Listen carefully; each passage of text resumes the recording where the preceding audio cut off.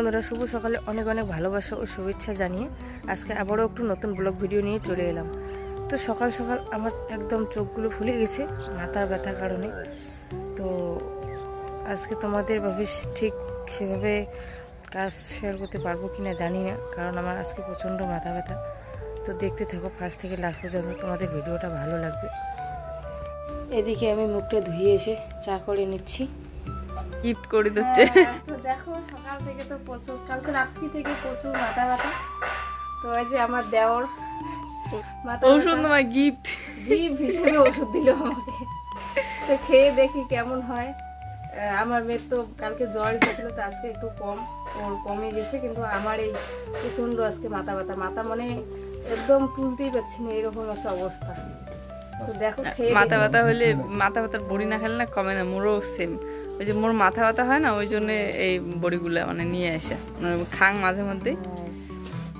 খেয়ে দেখি আগে কেমন হয়, মাথা ব্যথা কমে কিনা, নাহলে আরো ভালো লাগবে ওষুধ।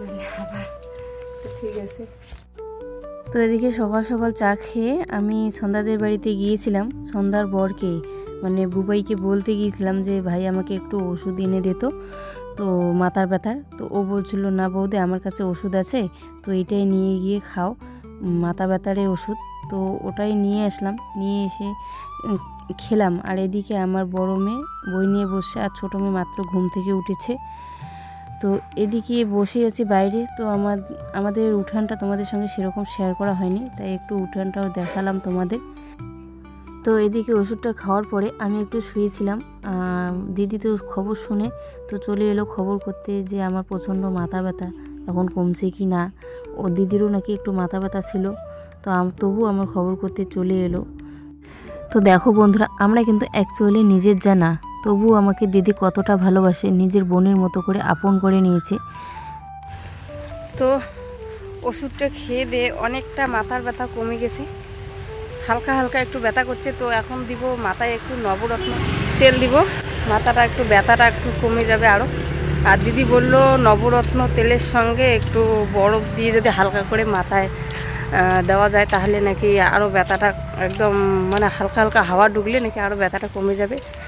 তাই দোকান থেকে নিয়ে আসলাম তেল নবরত্ন, আর এখন দিদিদের বাড়ি থেকে নেব বরফ একটু হালকা, ওদের তো ফ্রিজ আছে দিদিদের, আর তাই দিদির ওখান থেকে একটু বরফ নেব। তো আমি দিদিদের বাড়ি চলে এলাম বরফ নিতে।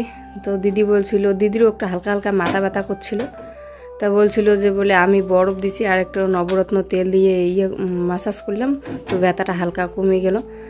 মানে এখন দিদি এবার স্নান করতেছিল, আমি চলে এলাম বরফ নিতে। তো দিদি স্নান করা বাদ দিয়ে আমাকে বরফ দিবে। তো আমারও তো ওষুধ খেয়ে দিয়ে অনেকটাই কমে গেছে, আর একটু তেল দিলে ভালো হবে, তাই হ্যাঁ মাত্র দিছি না, একটু লাগিয়ে দিবি, এই বরফটা ধরবি, হ্যাঁ, আর মাথায় লাগাবি, তেল দেখবি। তো দিদি আমাকে দেখিয়ে দিল কিভাবে লাগাবো, আমি দিলাম। হ্যাঁ, তো যাই বাড়ি যে এটা লাগাই দেখি আরাম পাইছে নাকি দিদি, তাই আমাকেও বললো তুই এইভাবে লাগা। তা আমিও লাগিয়ে দেখি।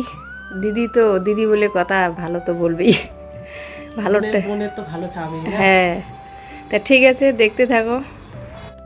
তো আমি দিদিদের বাড়ি থেকে বরফ নিয়ে চলে এলাম বাড়ি এসে তেলটা মাথায় দিব। তো আমার মেয়ে তো সামনে এসে দেখছে দাঁড়িয়ে দাঁড়িয়ে আমি কিভাবে দিচ্ছি। তো তারপরে আমি মাথায় দিকে তেল দিচ্ছি, দুটা পাতা একসঙ্গে দিয়েছি, কারণ একটা পাতায় আমার মাথায় হয়নি। তো দুটো পাতায় ভালো করে এভাবে মাথায় একদম লাগিয়ে নিব ভালো করে। তো চুলগুলো তো একটু দিব, কারণ চুল বেশি আমার তেল দেওয়া হয় না তো মাথায়, তার জন্য। তো ভালো করে তেল দিয়ে তারপরে আমি বরফটা লাগাবো।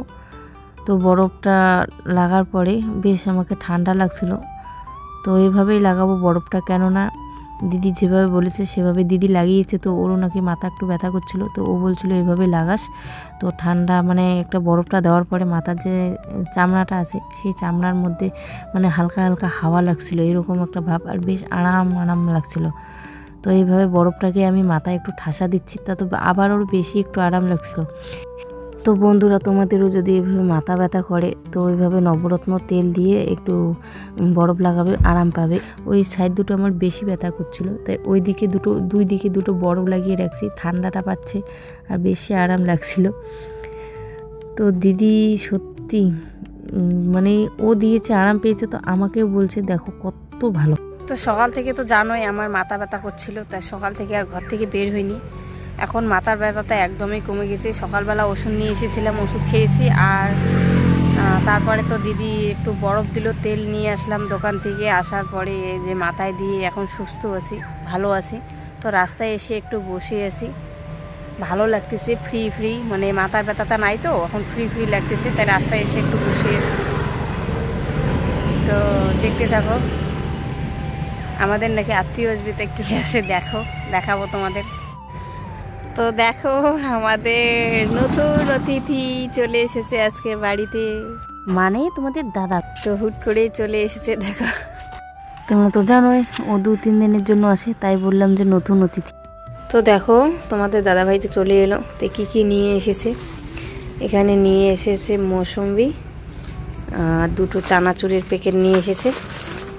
এই যে 2টো চানাচুরের প্যাকেট। আর এখানে নিয়ে এসেছে আপেল, প্যাকেট খুলিনি এখনো।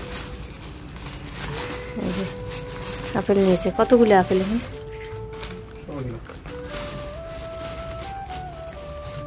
এদিকে সন্ধ্যাবেলা মানে মমতাদি মানে আমার যা আমাদের বাড়িতে এসেছিল। তারপরে আমাকে এসে বলল যে চল একটু সন্ধ্যাদের বাড়ি থেকে ঘুরে আসি। তাই আমি বললাম চলো একটু ঘুরে আসা যাক। তো সন্ধ্যাদের বাড়িতে গিয়ে দেখি সন্ধ্যার টিভিতে সবার ভিডিওগুলো দেখছিল। তো আমি যাওয়ার পরেই ওর নাকি আমার ভিডিও দেখার খুব ইন্টারেস্ট হয়ে গেল, এরকম একটা ভাব হয়ে গেল। যে আমি একটা শর্ট করেছিলাম, বললাম যে আমি একটা মানে দুপুরবেলা শর্ট করেছি, তো ওটাই দেখবে মানে কেমন হয়েছে। তো মোবাইলে না দেখে ও টিভিতে দেখছে, এরকম একটা ভাব। এখন দেখার পরে সবাই মানে হেসেই পাগল। আমি তো ঠিক সেরকম নাচতে পারি না। তো আর বলছিল যে মনে করো 2 দিন পরে নাকি, মানে কি যাকে বলে, যে 2 দিন পরে নাকি নায়িকা হয়ে যাব, এরকম একটা ভাব। আমাকে নাকি চেনাই যাবে না, এরকম একটা। তো জায়েরা মিলে যেমন মজা হয় আর কি, সেরকমই মজা করে বলছে সবাই। তো সবাই বলছিল কি করছিল, আর আমি তো দেখছিলাম। আর হাওয়াকে করছে না করছে, এখন সেগুলোই বলবো যে আমাকে দিদি হেল্প করেছিল, আমি ভিডিও করছিলাম, দিদি আমাকে হাওয়া করেছে। তো এগুলো নিয়ে গল্প হচ্ছে, আর আমি ওভাবে ওদেরকে বলছি।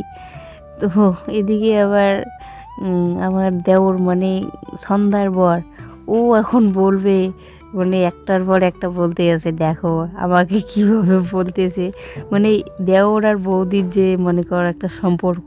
তো আমাকে নিয়ে সবাই ওরা খেপাচ্ছে আর হাসতেছে মানে এরকম একটা ভাব। তো দেখো তোমাদের দাদা ভাই শিলিগুড়ি থেকে কি নিয়ে এসেছিল। তো যেগুলো আমাকে বের করে দিয়েছে সেগুলো তো তোমাদেরকে দেখিয়েছি। আর এগুলো কিন্তু ব্যাগের ভিতরেই ছিল, আমাকে দেখায়নি আর বেরও করেনি। তো সন্ধ্যাবেলায় সন্ধ্যাদের বাড়ি থেকে আসার পরে আমাকে বের করে দেখিয়েছে। তো ব্যাগ থেকে বের করে দেখাচ্ছে যে নতুন সবজি এনেছে।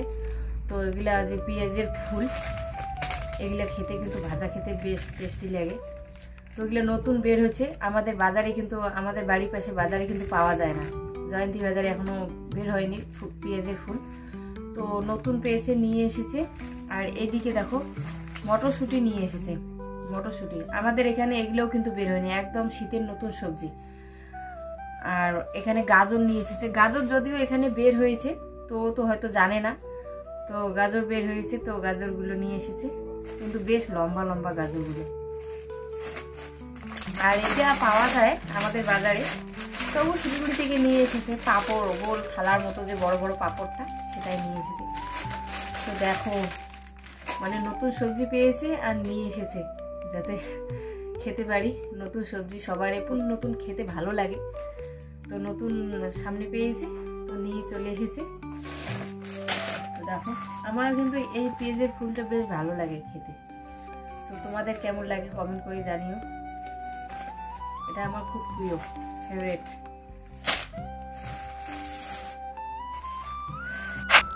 তো তোমাদের দাদা ভাই এদিকে ভাজছে রুটি, তো রাত্রেবেলা রুটি খায়, রুটি ভাজছে। আর আমার শাশুড়ি মা এদিকে বেলে দিচ্ছে। আর আমার মেয়ে এসে একটু ভিডিও করে নিয়ে যাচ্ছে, নিয়ে গিয়ে আমাকে দিল। তো আমি বেশ দেখে মজা পেলাম এটা দেখে। তো আমাকে না বলে এদিকে রুটি ভাজতে চলে এসেছে। তো আমি এদিকে মানে পড়াচ্ছিলাম ছোটো মেয়েকে, আর এদিকে ওরা এসে রুটি ভাজছে। তো বন্ধুরা, আজকের ভিডিওটা এই পর্যন্ত। তোমাদের কেমন লাগলো অবশ্যই কমেন্ট করে জানিও। তো দেখা হচ্ছে পরের ভিডিওতে। ততক্ষণে ভালো থাকবেন, সুস্থ থাকবেন। Good night.